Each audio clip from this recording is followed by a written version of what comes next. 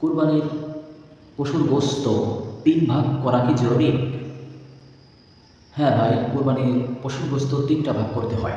আপনি যে কুরবানি দিয়েছেন, তো এই কুরবানির গোশের কিছুটা ভাগ পায়, যারা গরিব আছে, দুঃখী আছে, ৩টা ভাগ করতে হয়। এটা হচ্ছে মুস্তাহাব।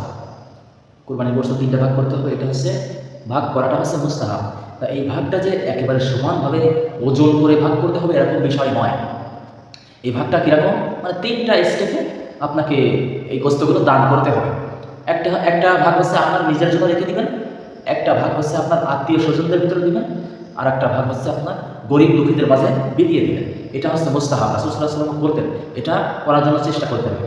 আর বাদ বাকি যদি আপনি মনে করেন যে আমি একা খাবো, একা খেলেও কুরবানি হয়ে যাবে। এইটা কুরবানিটা হওয়া না হওয়ার মধ্যে ব্যবধান থাকবে আপনার মনের নিয়াতটা। আপনি কোন উদ্দেশ্যে কুরবানি দিয়েছেন, আল্লাহর জন্য কুরবানি দিচ্ছেন নাকি মানুষ দেখানোর জন্য দিচ্ছেন, সেটা তো আল্লাহ পাক ভালোই জানেন। যদি আল্লাহকে দেখানোর জন্য দিয়ে থাকেন, মানে আল্লাহর জন্য দিয়ে থাকেন, অবশ্যই অবশ্যই আল্লাহ কবুল করবেন। তো কুরবানির গোশত আপনি যদি নিজেও খেয়ে ফেলেন তাও কুরবানি হয়ে যাবে। এবং মুস্তাহাব হচ্ছে রাসূল সাল্লাল্লাহু আলাইহি ওয়াসাল্লাম বলতেন যে 3টা ভাগে দান করা গোশত।